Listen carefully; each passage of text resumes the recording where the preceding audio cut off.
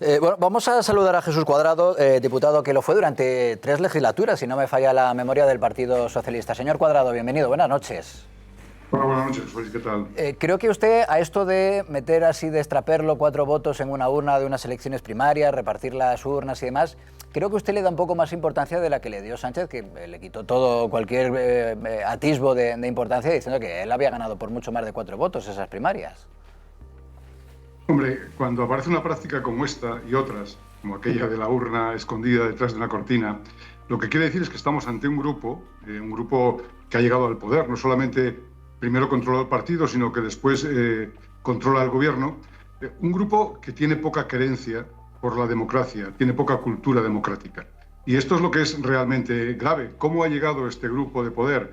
Pues creo que antes se comentaba. Primero porque el PSOE no fue en su momento capaz de controlar, como era su obligación, de impedir que se llegaran a degradaciones de la democracia como estas. Pero evidentemente esto es una práctica, irán sabiendo más cosas, supongo, que demuestra qué tipo de grupo es este. Y cuando se distancia Pedro Sánchez, como acabas de decir, cuando se distancia de esta gente, hombre, conviene recordar que son un grupo cohesionado. Cuando se distancia de 2 secretarios de organización, como Ábalos y Cerdán, hay que recordar que se trata de un trío inseparable. Por lo tanto, Pedro Sánchez puede escaquearse todo lo que él pueda intentar hacer, pero Pedro Sánchez forma parte de este tinglado.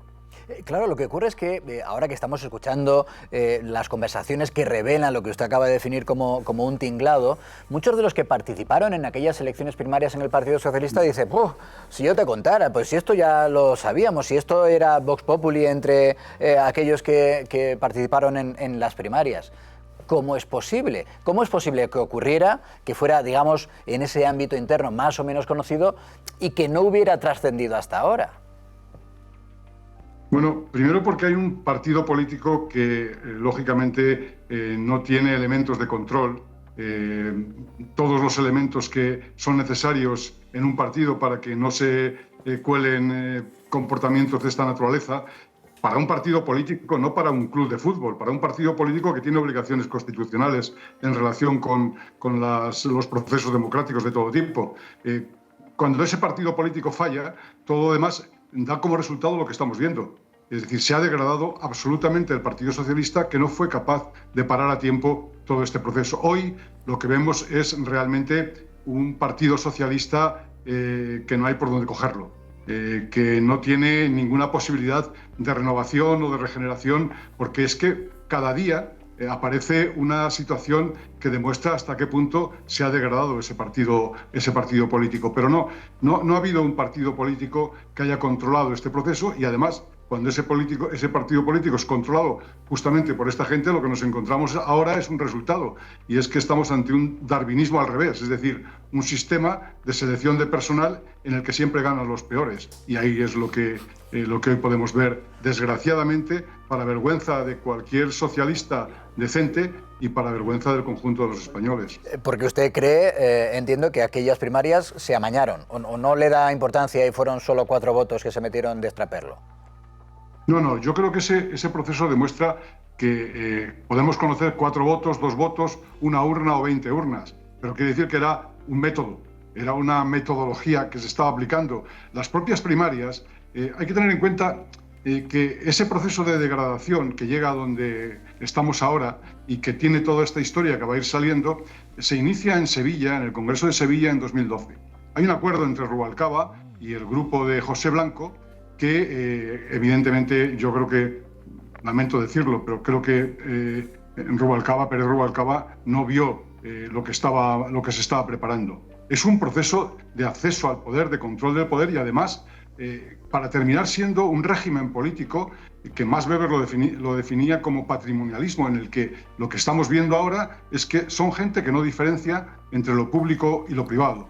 Indudablemente ese proceso se desencadena cuando el Partido Socialista pierde absolutamente el control. Así que no es una anécdota, son muchas anécdotas, pero lo que estamos viendo, el resultado final, es que cada día aparece una situación que demuestra hasta qué punto la gangrena está extendida por todo el cuerpo del Partido Socialista Obrero Español y sin capacidad de reacción, porque cuando aparecen críticos, son críticos que se ahogan inmediatamente.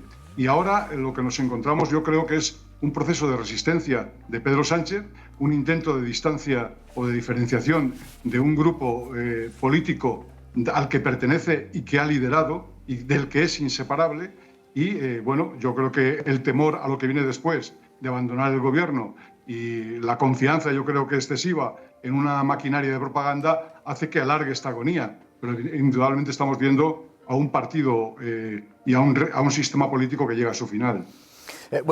Ha dicho usted que en el Partido Socialista a veces aparecen críticos que se ahogan de inmediato. No sé si se estaba refiriendo a uno de los más críticos, o posiblemente el más conocido dentro del Partido Socialista, que es Emiliano García Paje, al que hoy le invito a que lo escuchemos juntos. Le hemos oído decir aquello de que algunos varones socialistas, a su entender, deberían dejar de hacer el ridículo defendiendo el cupo catalán, porque además, sostiene Paje, no se va a aplicar.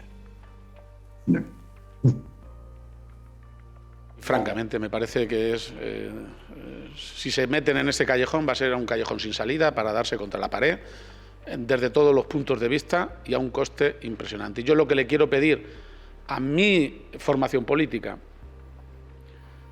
es que si no va a salir, que no va a salir y lo saben, que no cometan el error de hacer el gasto político, el deterioro electoral, de hacer el ridículo ante la sociedad española, simple y llanamente para irle ganando tiempo al tiempo. Lo digo con mucha claridad porque además me duele especialmente que se juegue con tantas y tantas cosas. Que lo que está pidiendo al resto de varones socialistas es que se desmarquen, si no es por convencimiento, al menos por un mero cálculo electoral. Pero la pregunta, Jesús, era esa. Si cuando habla de críticos internos en el Partido Socialista que se ahogan muy rápidamente, para usted uno de ellos es Emiliano García Paje.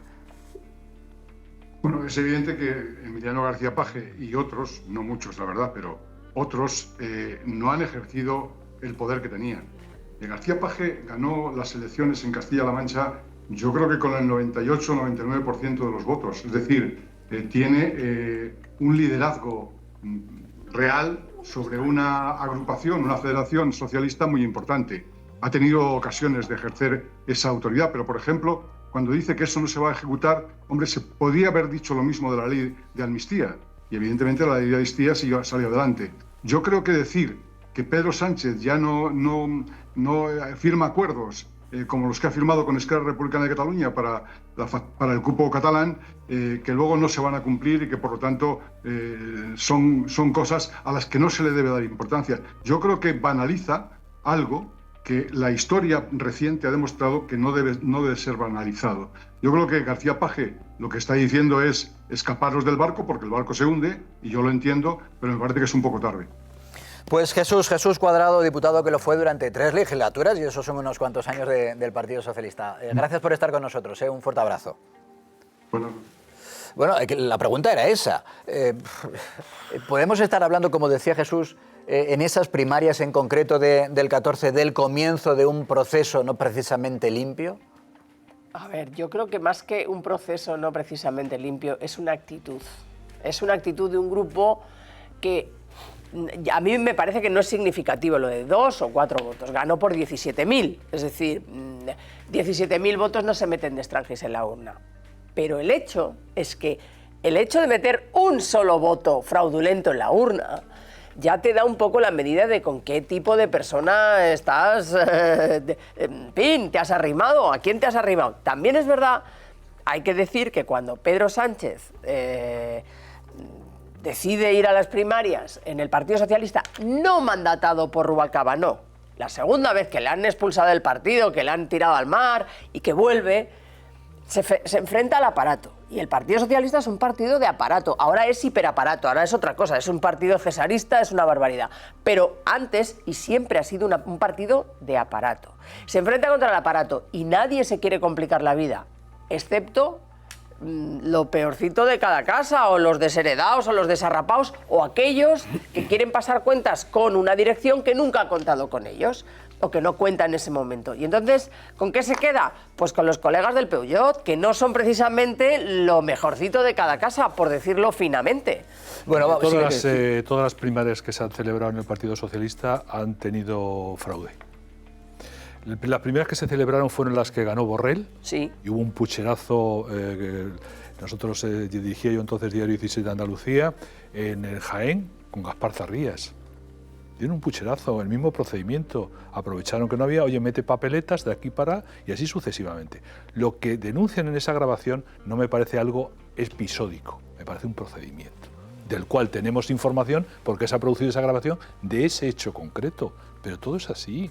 Es decir, es que vimos que Sánchez, después de ganar las primarias con ese fraude, luego intentó dar, cuando intentaron removerlo, defenestrarlo de la Secretaría General del partido, pues intentó dar un pucherazo con unas urnas embarazadas, que metiendo papeletas allí hasta que lo descubrieron los varones y abortaron la operación, que entonces tenían que haberlo expulsado del partido, dicho sea de paso. Dime, Raúl, que ya tenemos las portadas de los periódicos, vienen jugosas, ¿eh? Ya os lo digo, Bueno, sí, es un Zapatero, Marlesco, sí, Marlaska, sí, lo que si necesitas más, ¿eh? No, es que se ha citado a Pérez Rubalcaba. Él se arrepentía mucho de no haber expulsado a Sánchez después de aquello, ¿no?, de la urna tras la cortina. Pero yo le oí en una ocasión a Pérez Rubalcaba... Ya no estaba Rubalcaba en ese momento. No. Bueno, pues decían que le tenían que haber expulsado quizá antes. Él se equivocó porque efectivamente él no era partidario de las primarias, pero accedió para pacificar el partido en ese momento y llegó a ese pacto para que Madina se presentara. Y ahí empezó... Bueno, no te descuento su intervención en tu minuto, Raúl. Una ilegalidad. Es que esa no era la que yo... las reglas del partido no permitían de ninguna de las maneras unas primarias, salvo pasar por Congreso. Y Rubalcaba hizo... pues un poco lo que sabía, jamalají, jamalajá, en fin, yo le tenía mucho cariño a Rubalcaba, pero eso es verdad, y cometió una ilegalidad para que se presentase Madina. Lo que sí dijo Rubalcaba de Sánchez en una ocasión es, pero si este era el más pijo y el más liberal de los socialistas de Madrid, dijo de Sánchez. Y yo me pregunto, pero ¿cómo pudo enlazar amistad, sintonía con personajes como, bueno, pues Koldo y Ábalos, tan aficionados a las señoritas de Alterne, con Cerdán? ¿Cómo se metió en ese peyot con tres personajes, una de dos? ¿O es que era ingenuo? La célebre era ingenuo de lo que el viento se llevó, no volveré a pasar hambre. Y para no pasar hambre me reúno con cualquiera. Y efectivamente, como se suele decir, y me perdonen por la expresión, se reunió de los desechos de Tienta para hacer ese procedimiento. O es que era ingenuo o que lo hizo... Escrúpulos como él estaban dispuestos a hacer cualquier cosa para el asalto al poder.